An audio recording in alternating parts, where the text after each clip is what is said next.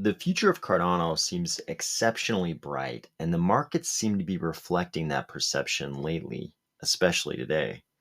What the markets probably don't yet reflect is the role that one specific piece of core Cardano functionality could play in the years to come as Web 3.0 is built out.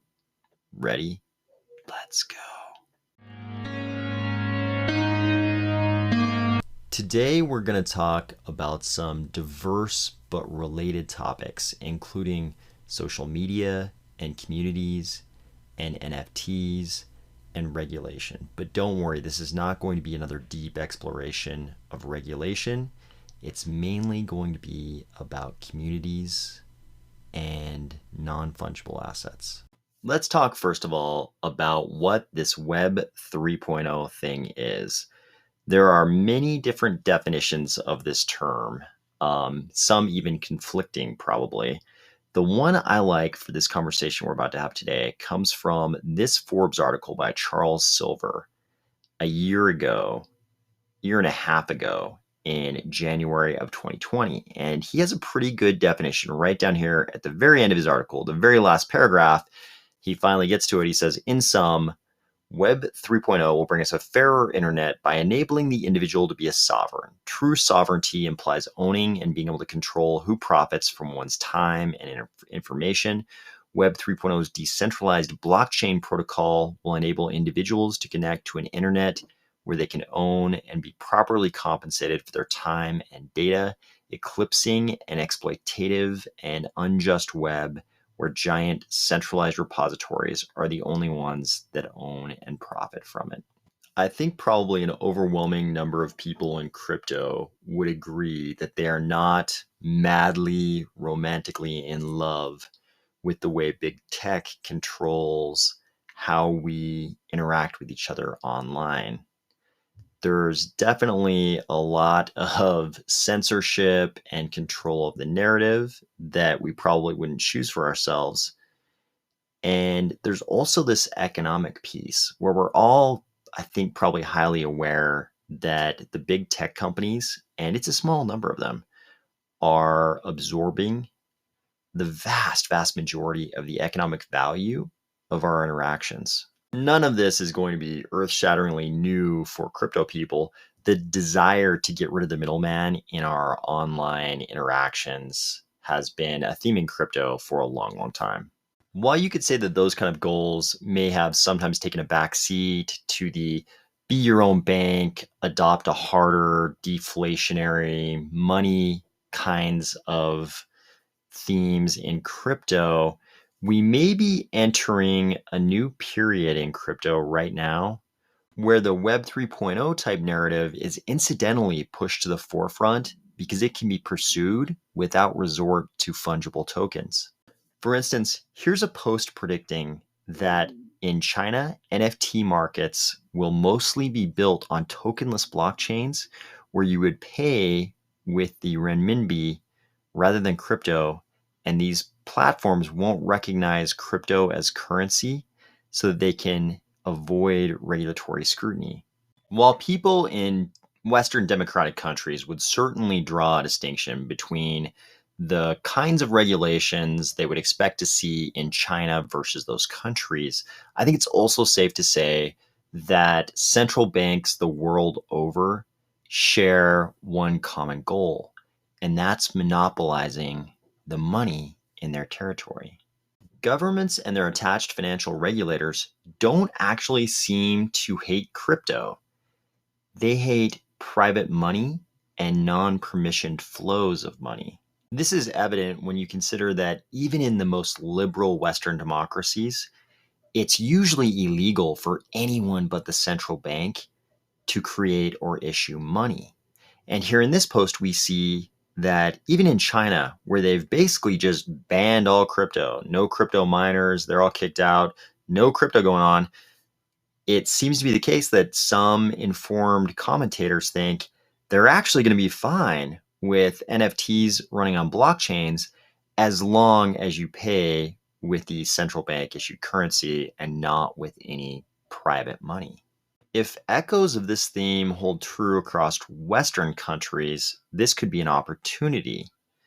because it seems like one of the central facets of money is that it's fungible. And in crypto, we have both fungible and non-fungible assets. So while regulators may do everything in their power to stop or slow down any crypto asset they see as private money, crypto writ large may not be impeded at all because we also have non-fungible assets that may not be seen as private money at all.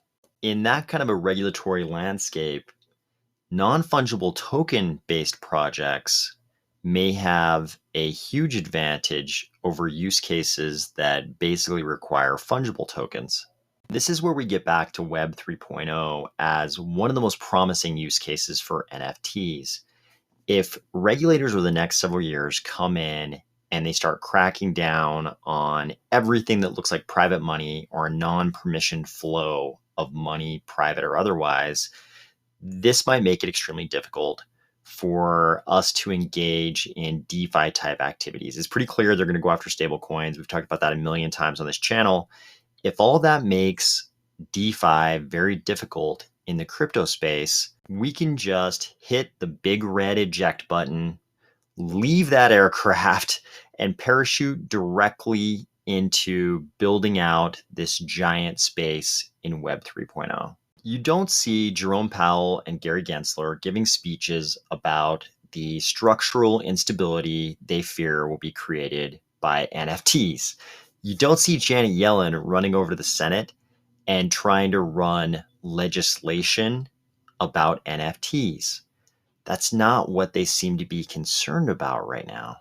This is a thread by Chris Dixon. His website says that he's a partner at Andreessen Horowitz.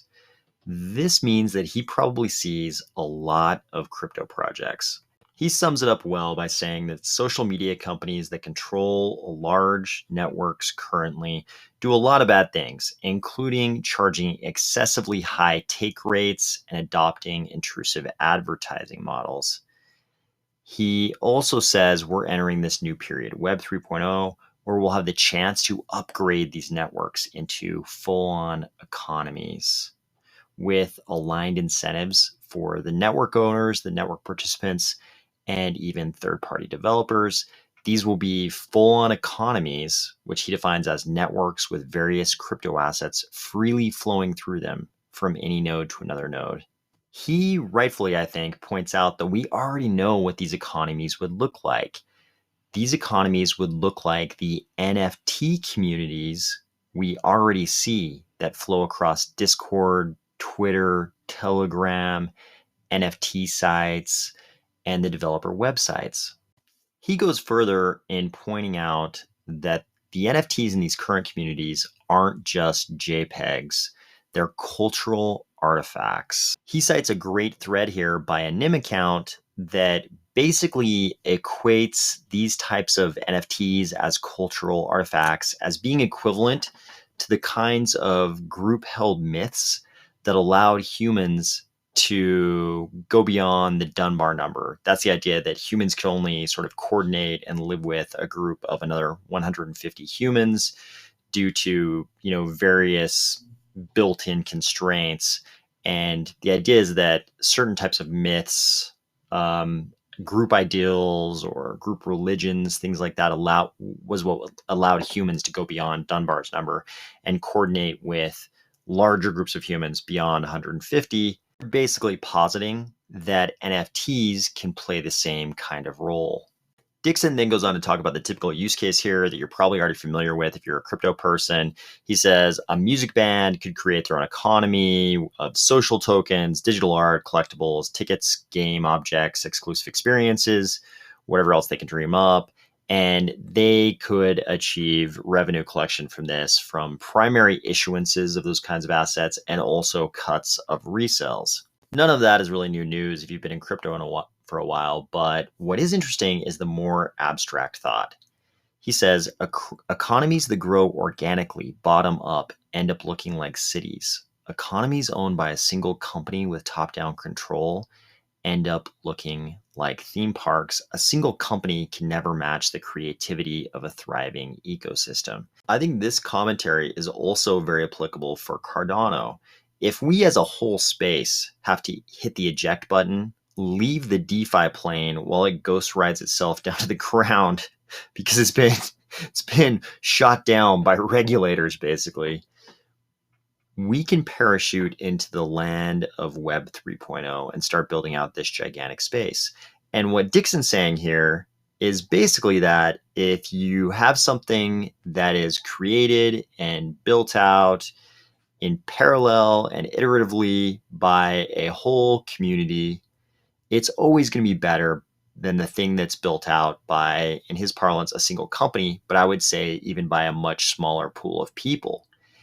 And Cardano has a gigantic advantage here that the rest of the space basically doesn't even know about based on what they say about it on social media. Famously, somebody tried to mock Charles by saying that Cardano didn't have NFTs, obviously, because we didn't have smart contracts, when this person didn't know that in Cardano, you don't need smart contracts to build NFTs.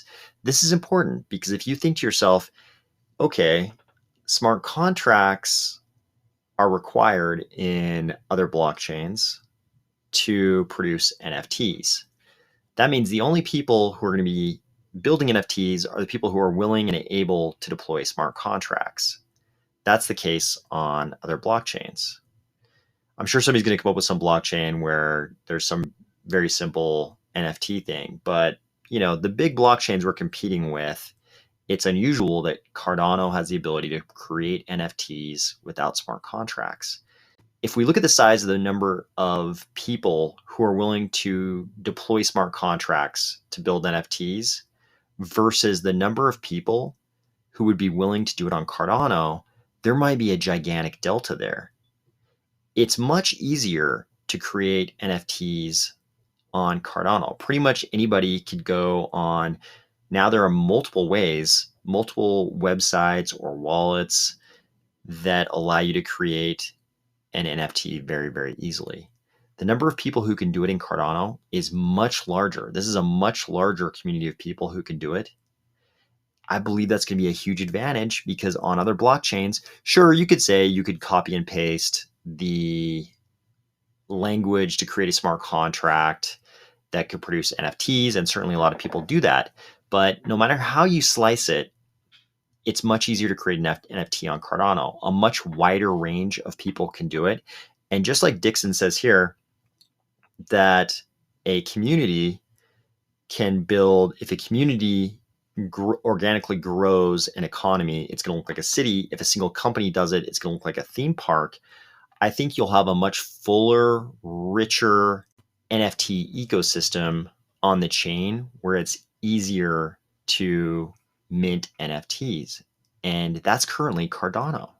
If you take the people at the center of any given community, whether it's a bunch of aging rock band guys who still have a following, or the people at the center of a quilt making and stamp collecting community or something, there's going to be less friction for them to mint NFTs on Cardano than on any blockchain where they have to use smart contracts to do that. Again, you can figure out ways to simplify the smart contract NFT minting process, but it's never really going to be as simple as the process that doesn't require NFTs. It's always going to be easier on Cardano. So even if we have to hit the eject button on DeFi or some significant portion of it, I think Cardano is going to be uniquely situated to capitalize on what looks like is going to happen with Web 3.0. Talk to you tomorrow.